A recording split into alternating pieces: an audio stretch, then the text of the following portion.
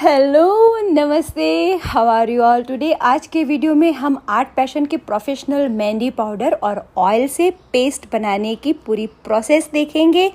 कुछ सवाल जो हमेशा पूछे जाते हैं उसके जवाब भी मैं वीडियो के ज़रिए आप लोगों के साथ शेयर करूंगी और मैं अपने कुछ हैप्पी कस्टमर के रिव्यू भी आप लोगों के साथ शेयर कर रही हूँ। तो चलिए तो हम रेसिपी देख लेते हैं और सारे इंग्रेडिएंट मैंने डिस्क्रिप्शन बॉक्स में भी डाल दिए हैं। यहाँ पर मैं 25 ग्राम आर्ट पैशन की प्रोफेशनल मेहंदी पाउडर का इस्तेमाल कर रही हूँ और मैंने 10 ml pure essential eucalyptus oil यहाँ पर लिया हुआ है। अगर आपके पास मेजरिंग स्पून नहीं है तो एक छोटी सी ट्रिक मैं यहाँ पर बता दूँ कि अगर आपके पास दवाई की चम्मच है या उसकी कैप है, आसानी से आपको कहीं से भी मिल जाएगी, तो मेजरिंग स्पून के तौर पे आप उसका इस्तेमाल कर सकते हो। फिर यहाँ पर मैंने 10 ग्राम चीनी ली है। आप चीनी की मात्रा अपनी ज़रूरियात के अनुसार कम और बढ़ा सकते हो। आपके आबो हवा कैसी है उसके ऊपर भी चीनी की मात्रा डिपेंड करेगी। अगर आप चाहो तो चीनी की जगह पे आप ब्राउन शुगर, फ्रुक्टोज, मोलेसिस जैसे इंग्रेडिएंट भी इस्तेमाल कर सकते, लेकिन आप अपनी तरफ से उसका एक्सपेरिमेंट करके फिर ही उसको इस्तेमाल कीजिएगा। और पानी यहाँ पर ज़रूरियात के अनुसार आएगा। सबसे पहले हम चीनी और मेहंदी पाउडर को मिक्स करके उसके अंदर पानी डालेंगे और अच्छे से उसको मिक्स करेंगे।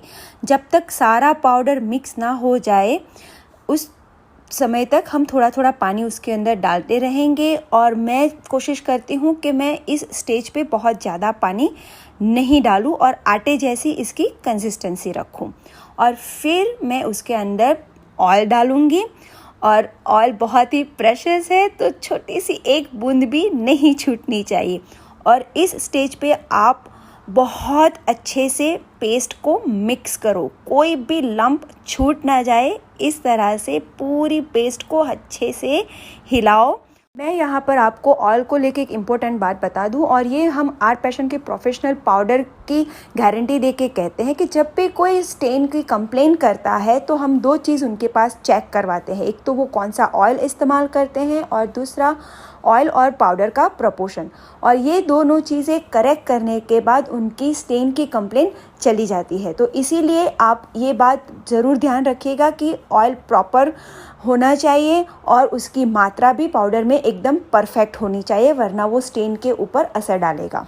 खैर, पेस्ट को मिक्स करने के बाद उसको अच्छे से कवर करके डार्क कबॉर्ड के अंदर डाई रिलीज़ के लिए पेस्ट को रख दीजिए।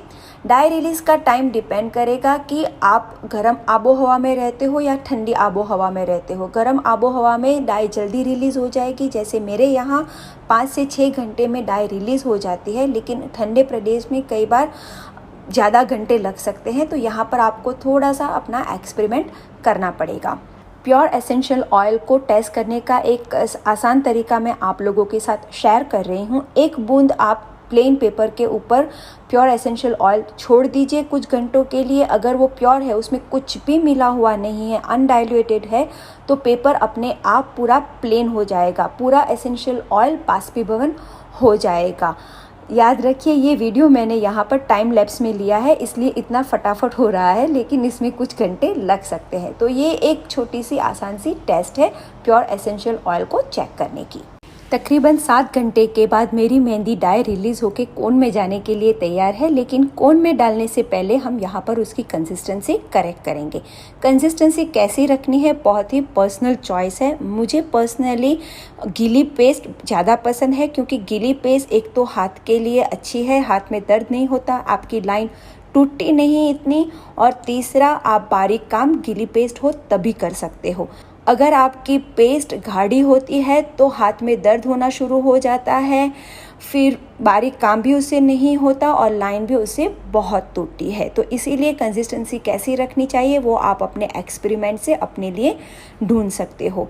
लेकिन जब आप कंसिस्टेंसी एडजस्ट कर रहे हो उस वक्त बहुत ध्यान रखिए, धीरे धीरे करके आप पानी डालिए। अगर आपने एक साथ पानी ज़्यादा डाल दिया तो पेस्ट आपकी बहुत ज़्यादा गीली हो जाएगी। अगर ऐसा होता है तो क्या करोगे आपको उसमें वापस थोड़ा सा पाउडर डालना पड़ेगा, 1-2 घंटे के लिए उसको छोड़ना पड़ेगा, और फिर जब पेस्ट में वो पूरा पाउडर मिल जाए फिर जाके आप उसको कोन में भर सकते हो।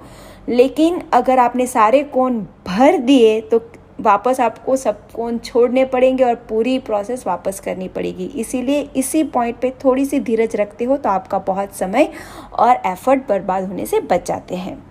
कंसिस्टेंसी परफेक्ट होने के बाद और कोन में डालने से पहले मैं पेस्ट को एक और प्रोसेस से पास थ्रू करती हूँ, जहाँ पर मैं एक कैरेट बैग लेती हूँ और उसके अंदर एक स्टॉकिंग्स को डालती हूँ और पूरी पेस्ट उसके अंदर फिर मैं डाल देती हूँ और पेस्ट को मैं स्टॉकिंग से पास थ्रू करती हूँ ताकि सारी पेस्ट हमारे कैरेट बैग में कलेक्ट हो जाए।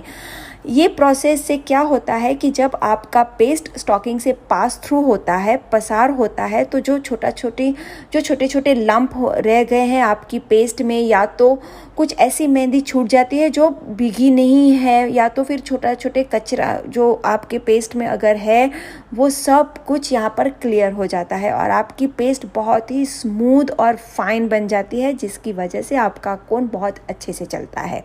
फाइन टिप के थ्रू भी आपका कोन बहुत अच्छे से चलता है।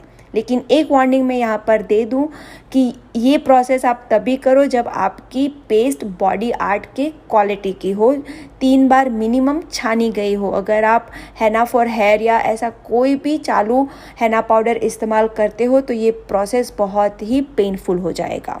अब कोन कैसे रोल करना है वो मैं यहाँ पर डेमोस्ट्रेट कर रही हूँ। अगर आपको अच्छे से कोन को रोल करना सीखना है और इसके बारे में जो भी इंफॉर्मेशन है वो आपको जाननी है, तो उसके लिए मैंने एक स्पेशल वीडियो बनाया है कि how to roll fine tip cone. Please आप उस वीडियो को देख लीजिए, क्योंकि उस वीडियो में मैंने बहुत डिटेल में सेलोफान से लेके उसकी रोलिंग की जो टेक्निक है वो सब मैंने वहाँ पर एक्सप्लेन किया है।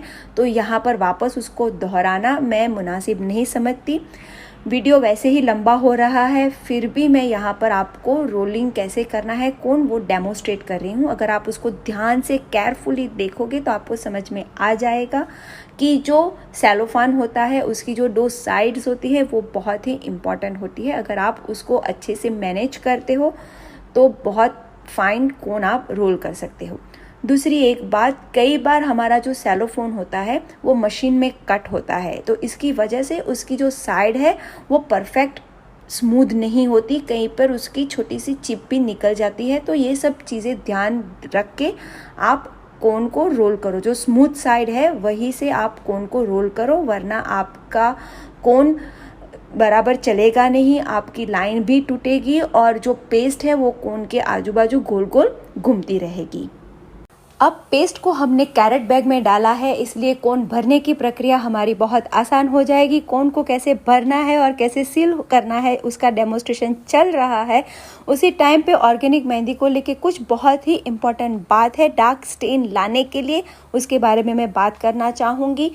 ऑर्गेनिक मेहंदी में डार्क स्टेन लाने के लिए आफ्टर केयर की कुछ प्रक्रिया है जिसको आपको फॉलो करना पड़ेगा। सबसे पहली बात, आपकी जो पेस्ट है वो स्किन पर लंबे समय तक रहनी चाहिए, और दूसरा, जितना हो सके उतना आपको पानी और साबुन को अवॉइड करना पड़ेगा। स्किन पे पेस्ट चिपकी रहे इसीलिए हम पेस्ट में चीनी डालते हैं और चीनी और नींबू का सिलांट लगाते हैं, और हाथ धोने से पहले हम मस्टर्ड, ऑलिव, कोकोनट जैसा ऑयल या तो आफ्टर केयर बाम ऑयल लगाते हैं। जब हम हाथ धोते भी हैं तो ऑर्गेनिक मेहंदी का स्टेन थोड़ा सा लाइट होता है जो 24 से 48 आवर में ऑक्सीडाइज होके डार्क हो जाता है, तो इतना समय आपको ऑर्गेनिक मेहंदी को देना ही पड़ेगा। ये जो सारी प्रोसेस है, आफ्टर केयर की जो प्रोडक्ट है और उसके लेके जो भी सारी इंफॉर्मेशन है, पेस्ट से रिलेटेड, पाउडर से रिलेटेड जो भी इंफॉर्मेशन है, मैंने मिक्सोलॉजी और मटेरियल का हमारा प्लेलिस्ट है उसमें सारे वीडियो बना के डाले हैं। प्लीज़ उसको आप देख लीजिए, ढेर सारी इंफॉर्मेशन आपको वहाँ से मिल जाएगी। और इसी के साथ इस वीडियो में आर्ट पैशन के प्रोफेशनल पाउडर से किस तरह से पेस्ट बनानी है वो मैंने आप लोगों को शेयर की है और आपको वो हेल्पफुल रहेगी। मैं बिना आर्ट पैशंस के आपसे विदा लेती हूँ। हम बहुत जल्दी वापस मिलेंगे, तब तक के लिए stay blessed, stay inspired and keep inspiring everyone. Thank you, bye bye, see you.